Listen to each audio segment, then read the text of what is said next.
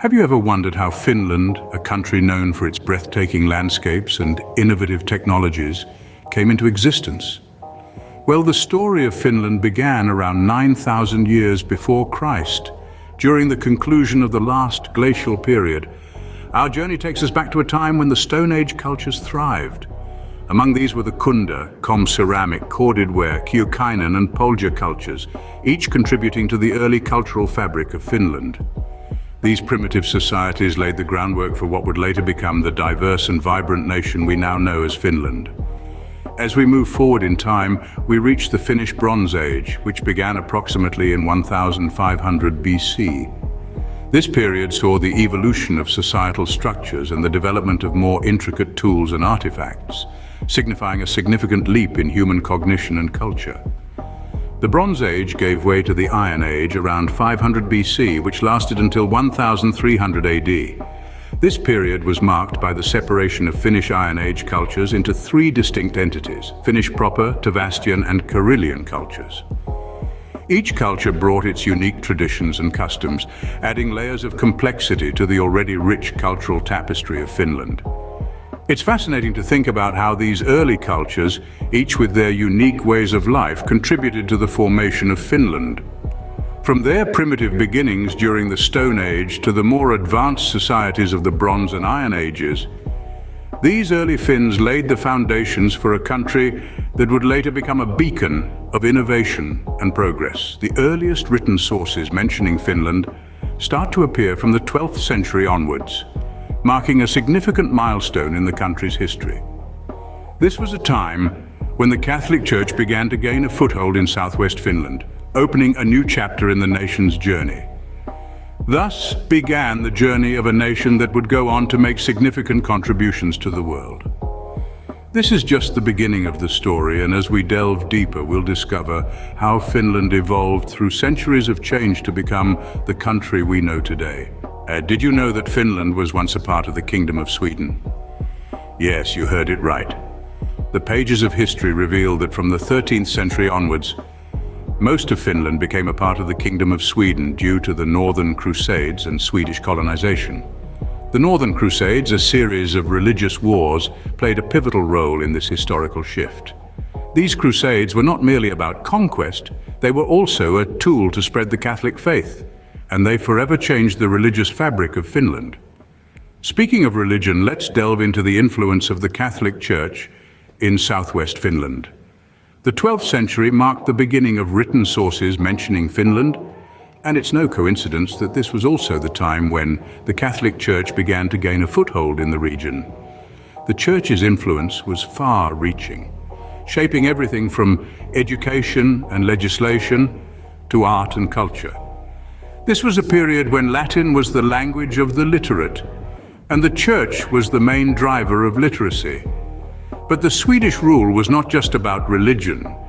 It also brought significant political and social changes. For instance, the Swedish legal and social systems were introduced, replacing the traditional tribal laws and customs. This led to the establishment of a feudal system, with a Swedish-speaking nobility ruling over a Finnish-speaking peasantry.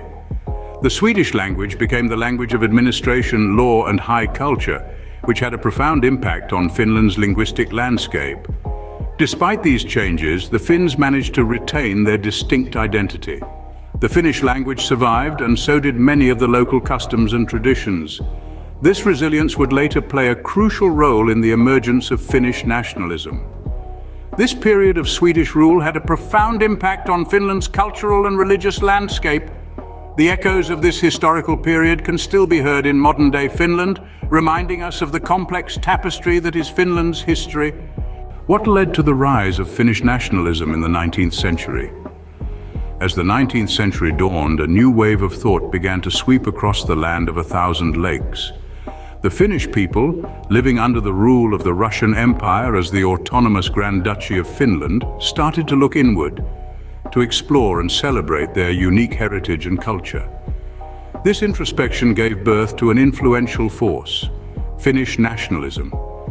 Finnish nationalism was not a sudden, spontaneous movement, but a gradual, organic development, nurtured by a deep-seated appreciation for the country's cultural traditions, folklore, and mythology. The seeds of nationalism were sown in the fertile ground of Finnish society, which was steeped in a rich tapestry of tales and songs passed down through generations.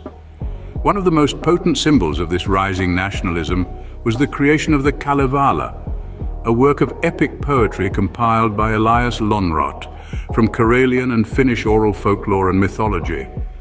The Kalevala, published in the year 1835, was much more than a literary masterpiece. It was a rallying point, a source of pride and identity, the embodiment of the Finnish spirit. The Kalevala wasn't just a collection of ancient stories and songs. It was a testament to the resilience, courage, and wisdom of the Finnish people.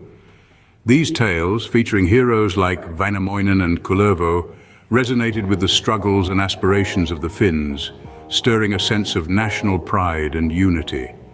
The distinctive language and lyrics of the Kalevala also played a significant role in shaping the Finnish national identity, highlighting the unique beauty and cadence of the Finnish language. The 19th century was a time of awakening for Finland, a period of cultural and intellectual renaissance. The growing nationalist sentiment was not merely about preserving the past, but about shaping the future, about carving out a distinct identity in an increasingly interconnected world. The 19th century was a pivotal time for Finland, setting the stage for its eventual independence. How did Finland transform from a mainly agrarian economy to one of the world's highest GDP per capita? Let's delve into the story of independence and modern Finland. In the year 1917, Finland took a decisive step towards sovereignty, declaring independence. However, the joy of independence was soon eclipsed by a civil war between the Finnish Red Guards and the White Guard. The Whites emerged victorious in the spring of 1918, setting the stage for a period of stability and economic growth. Post-war, Finland experienced a significant economic upswing, transitioning from an agrarian economy to a more diversified one.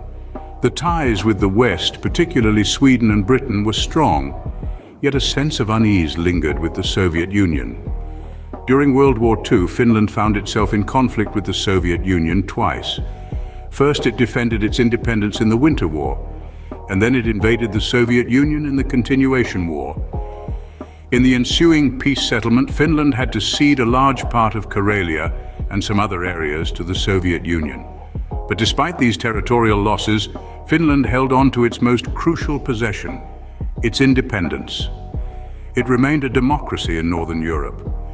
The latter half of Finland's independent history has been marked by an impressive economic performance. From the 1970s onwards, following a post-World War II economic boom, Finland's GDP per capita has consistently been among the world's highest. The country saw an increase in public sector employees and spending, and the tax burden on the citizens rose. In 1995, Finland became a member of the European Union, and 7 years later, in 2002, it adopted the euro as its currency. Most recently, in the wake of the 2022 Russian invasion of Ukraine, Finland decided to join NATO, marking a significant shift in its foreign policy. Despite the challenges and changes, Finland has remained an independent democracy, maintaining a strong presence in Northern Europe.